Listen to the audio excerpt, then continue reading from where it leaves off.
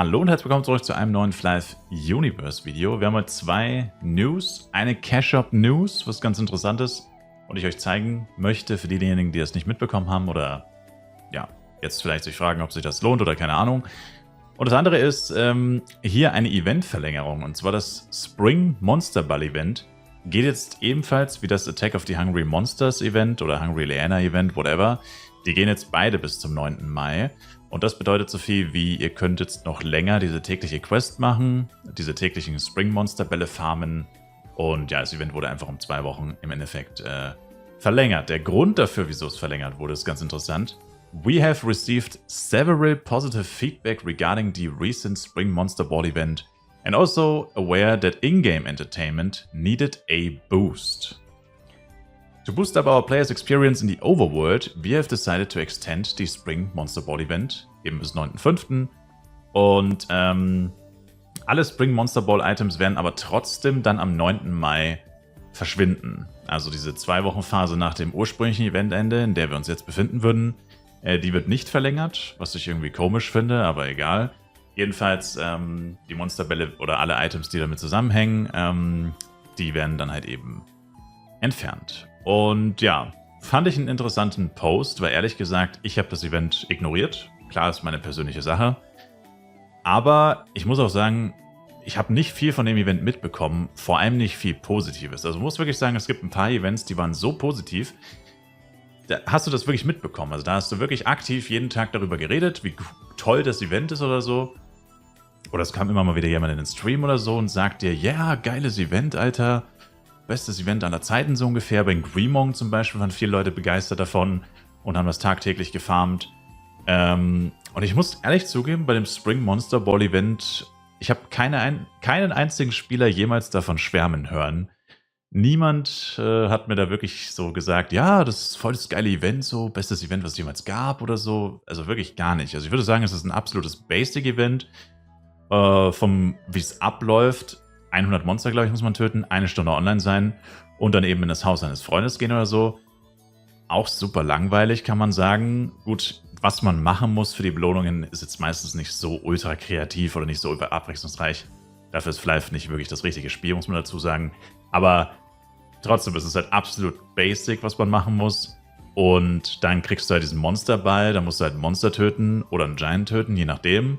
Und dann kriegst du deine Belohnung. Aber es ist halt absolut random. Die Belohnung ist komplett RNG aus verschiedenen. Das heißt, die Belohnungen, die man will, wird man in den meisten Fällen eher nicht bekommen, sondern du bekommst halt einfach eine random Belohnung. Ob die dann gut ist oder nicht, hängt halt davon ab, was du bekommst. Aber wenn man jetzt auf eine spezifische Belohnung, wie zum Beispiel dieses braune Hunter-Set aus ist, dann, naja, kann es halt sein, dass man da sehr oft enttäuscht wird, bis es vielleicht irgendwann mal klappt und man das in Anführungszeichen richtige Item bekommt. Deswegen fand ich das ganz interessant. Also hier auch, we have received several positive feedback. Ich finde so several positive feedback, klar, kann man jetzt unterschiedlich interpretieren, aber es hört sich für mich ehrlich gesagt eher wenig an, also keine Ahnung. Und ja, dass der In-Game Entertainment needed a boost, das stimmt. Also momentan ist schon so ein bisschen eine Flaute. Einige Leute, glaube ich, sind sich wieder am Langweilen und wahrscheinlich sind auch die Spielerzahlen ein bisschen runtergegangen. Und die Leute warten halt auf FEC oder ein Update. Aber ich denke nicht, dass dieses Event jetzt dafür sorgt, dass irgendjemand sich entscheidet, okay, ich mache jetzt keine 2 Wochen Pause von Flive, sondern ich grinde jeden Tag weiter, wegen dem Spring Monster Ball Event. Das dauert ich, ehrlich gesagt. Und der zweite Teil des Videos ist diese Cash-Up-Aktion, die jetzt eben gestartet ist. Und ich dachte eigentlich, ich müsste viel mehr kritisieren daran. Aber es sind eigentlich wirklich nur so Kleinigkeiten. Also einerseits will ich euch einfach sagen, dass es läuft, weil für die Leute, die sowieso F-Coin ausgeben, F-Coin aufladen, ist das wahrscheinlich gar nicht so eine schlechte Aktion, wenn man die Items tatsächlich auch braucht. Und zwar könnt ihr hier einmal ein Item kaufen und habt die Chance halt mehr zu bekommen. Zum Beispiel die Lucky Box Scroll of Amplification ES, also 50% mehr Erfahrung für 1 Stunde, könnt ihr einmal kaufen für 100 F-Coin. Maximal 10 Mal könnt ihr es kaufen pro Charakter.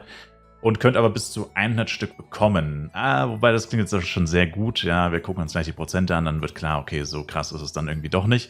Aber es ist auf jeden Fall kein schlechtes Angebot, weil man theoretisch die Chance hat, groß zu gewinnen. Und wenn man es kauft, dann ist es ja an für sich egal. Aber so ein paar Punkte, die man hier bedenken sollte, vielleicht ganz interessant. Und die Wahrscheinlichkeit ist dann auch noch sehr interessant, die gucken wir uns wie gesagt gleich an, ist logischerweise ist alles sehengebunden, also ihr könnt ja auf jeden Fall kein Geld damit machen. Dann, wie gesagt, ist es auf Maximal-Purchase, also maximale Käufe pro Account, Character, also ich glaube, es ist pro Character, nicht pro Account, limitiert. Also Scroll of Reduction A und B ist zum Beispiel nur auf ein- und zweimal limitiert. Finde ich auch irgendwie ein bisschen dämlich, weil Scroll of Reduction A und B, wenn man jetzt so sein ganzes Equipment verringern will und so, braucht man in der Regel mindestens 5 Scrolls. Also ich hätte gesagt 5 maximal per Chase. Vor allem, wer zum Teufel, ich meine, also hier kann man keine 100 bekommen, hier kann man maximal 10 bekommen. Und ich meine, wer braucht 10? Also ich meine, 5, ja, Waffe und 4 Set-Teile. Gut, Schmuck könnte man vielleicht noch sagen. Aber keine Ahnung, ist irgendwie so weird und generell ist es halt weird. Warum macht man ja Max-Purchase rein? Weil klar, die Leute könnten jetzt hier einmalig, wenn es nicht limitiert ist, sich für 10.000 F-Coin diese Lucky Box holen und dann haben sie Amplis bis an ihr Lebensende. Dann wiederum, also so sieht Scala vielleicht, deswegen der Max-Purchase. Aber ich persönlich sehe das halt so und wahrscheinlich die meisten anderen auch. Warum zum Teufel oder was zum Teufel will ich mit 1000 Amplification? Die werde ich niemals in meinem Leben verbrauchen, weil nicht nur, dass das auch 1000 Stunden sind, muss man ja bedenken. Du brauchst nicht so viele Amplis, du brauchst sie einfach nicht. Kein Mensch braucht so viele Amplis, also... Oder auch bei den, wie gesagt, Reductions. Kein Mensch braucht so viele Reductions und es ist ja eh seelengebunden. Das kommt sowieso nicht auf den Markt. Also macht irgendwie nicht so viel Sinn, weil wenn man wirklich Pech hat, ärgert man sich und würde halt vielleicht gerne noch ein paar mehr kaufen. Und wenn man wirklich Glück hat und man bekommt wirklich die 100 oder hier die 10, dann würdest du wahrscheinlich sowieso keine mehr kaufen, weil du halt einfach nicht mehr brauchst. So. Versteht ihr, was ich meine? Also es ist irgendwie so ein bisschen weird. Und wieder so eine komische Betrachtungsweise von Gala vielleicht. Die haben einfach Angst, dass sie den Leuten zu viel schenken wahrscheinlich. Keine Ahnung. Und das andere ist halt dann hier, das verstehe ich auch absolut nicht, Lucky Box, Scroll of Weapon Bonus und Schild Bonus gibt es auch. By the way, das Datum steht immer dabei, wann das Ganze startet und endet. Amplification sind noch ein paar Stunden im Cash-Up.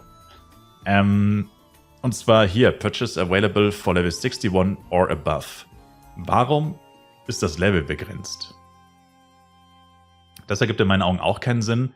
Klar, Scroll of Weapon Bonus vor Level 60 macht irgendwie nicht so viel Sinn. Schild Bonus natürlich genau das gleiche. Aber... What? Also ich meine, es ist wie gesagt seelengebunden. Du kannst es sowieso nur 10-mal kaufen. Warum macht man da eine Levelbegrenzung rein? Also keine Ahnung, ist super weird irgendwie. Aber jetzt gucken wir uns mal die Wahrscheinlichkeit davon an. Das bringt vielleicht noch ein bisschen Licht ins Dunkel, beziehungsweise ist einfach ganz interessant, das mal zu sehen. Weil früher bei Flive PC gab es solche Cash-Up-Aktionen auch und da habe ich tatsächlich selber auch leider oft mal zugeschlagen und bin immer wieder auf die Fresse geflogen.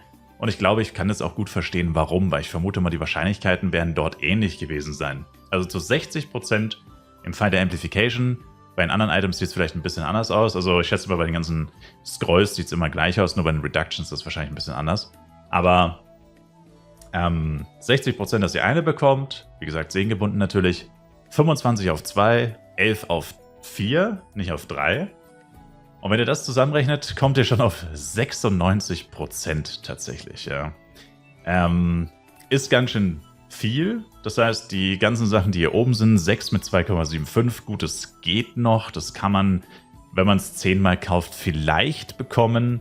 Aber alles andere ist dann eigentlich schon extrem unwahrscheinlich, weil selbst wenn man die Wahrscheinlichkeiten hier zusammenrechnet, wie gesagt, hier sind wir dann bei 96, 98, 75.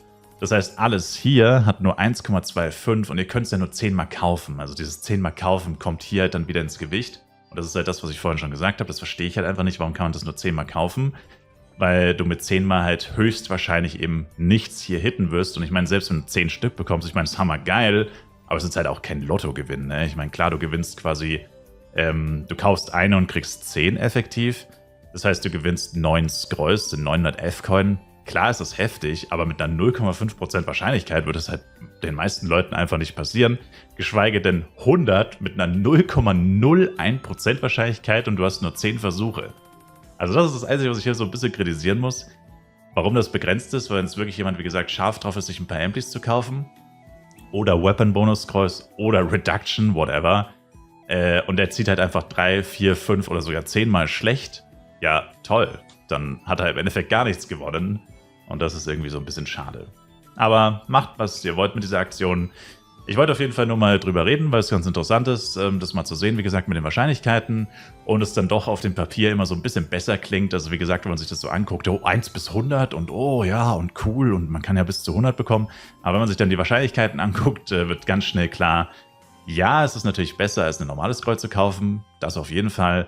Aber man sollte sich jetzt halt auch nicht zu sehr beeindrucken lassen. Und es ist halt, wie gesagt, limitiert, was es halt irgendwie dann auch wieder ein bisschen sinnlos macht, weil wenn du ganz viel Pech hast, kommst du im Endeffekt auf das Gleiche, wie wenn du ganz normales Kreuz gekauft hättest. Oder vielleicht sogar schlechter als bei einer anderen Aktion mit Amplis. Und das ist dann halt ein bisschen schade, weil du musst sie auch selber benutzen, sie sind auch sehengebunden, das heißt, du kannst sie auch nicht verkaufen. Egal. Danke euch auf jeden Fall vielmals fürs Zuschauen. Könnt ihr auch gerne Feedback dalassen für das Monster Spring Ball Event. Vielleicht ist es ja doch besser angekommen, als ich dachte. Und wir sehen uns im nächsten Fly Universe Video wieder. Schaut auf jeden Fall am Livestream vorbei. Twitch-Link in der Videobeschreibung. Bis dahin, macht's gut, haut's rein und ciao, ciao.